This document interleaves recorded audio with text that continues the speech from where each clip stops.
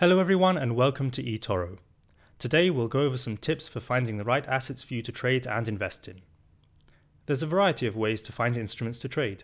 Latest notifications regarding assets that have shown volatility recently, reading about recent market events and new assets on the platform on the eToro blog, and reading our daily newsletter, which covers recent market events and upcoming trading opportunities.